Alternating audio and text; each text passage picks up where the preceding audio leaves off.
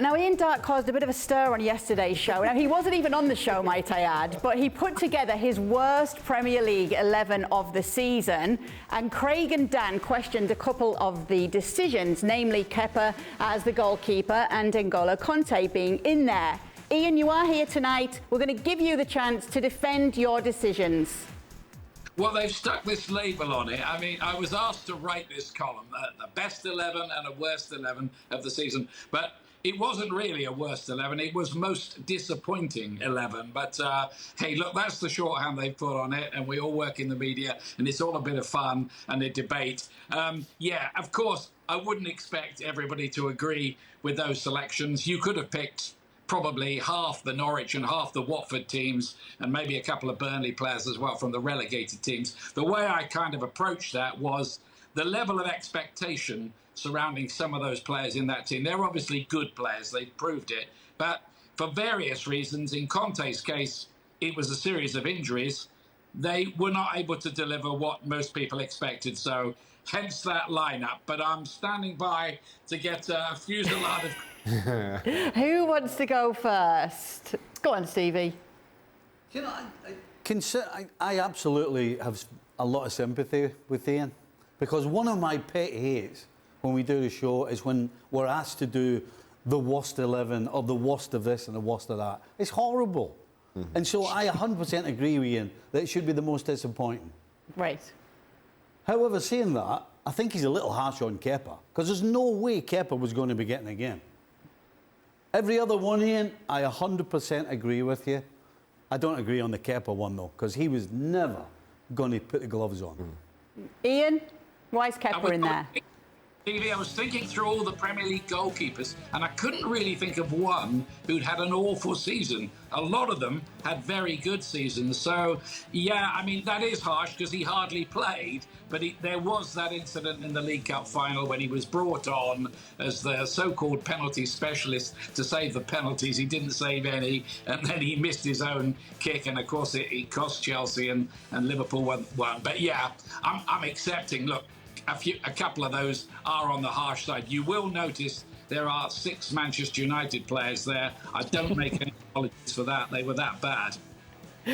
What we have also noticed is your lovely headshot from the year 2000, I'm told, Ian. Looking mighty fine here. You haven't changed a bit, obviously.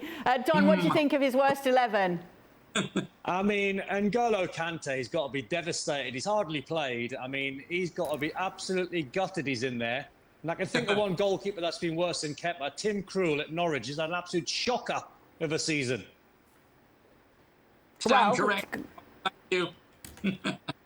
Yeah, and I understand what Ian's done there, thinking of that one. So, Don, who would you have put in? I would have put Tim Krul in, but I'm like Stevie. I think it's horrible. I think it's harsh.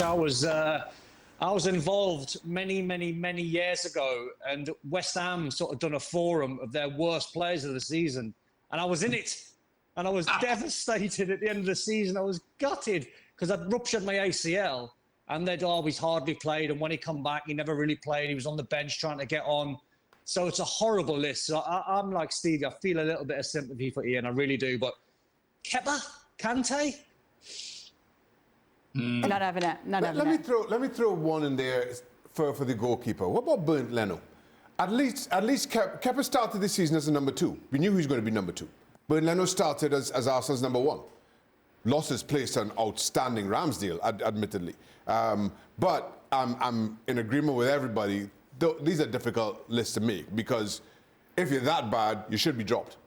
You shouldn't be played. So how do you then quantify who deserves to be in such a list when, if you've gotten enough minutes, if you're good enough to get minutes? So it's a thankless task. I do sympathise, and just to kind of again just throw in an option as far as the goalkeeper goes, because I'm in agreement. Kepa, he's a number 2, and you can't start picking on number 2s. You know what? I'm going to have to stick up for N'Golo Kante as well here, Ian. I'd like a deeper explanation as to why he's there. It's not his fault when he's not able to play. Well, yeah, that's true. Injuries were a factor in that, and I maybe on consideration of everything you said, probably shouldn't be in that 11. It is unfair. I mean, he is a great player. He's a World Cup winner. He's won everything there is to win. But he only started half of Chelsea's games this season, and because of that, he never really got a proper run, and we never saw the best of him. So that was my reasoning. Even Tuchel said it the other day. It was a big reason, really, why we lost momentum, is because we weren't able to see the best of N'Golo Conte this season. So to that extent, he was disappointing. But am I to blame here? Yes, totally. So How many money in matches did Kante get when he played? I don't remember any. What? I don't remember any. So what you're saying is... Well, this is a guy who's up for the Ballon d'Or, a guy who last year got 1,000 man of the matches.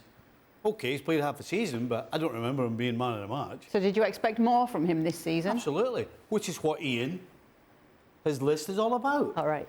So Ian, don't listen to them. Thanks so much for watching ESPN on YouTube. And for more sports highlights and analysis, be sure to download the ESPN app. And for premium content and live streaming, subscribe to ESPN Plus.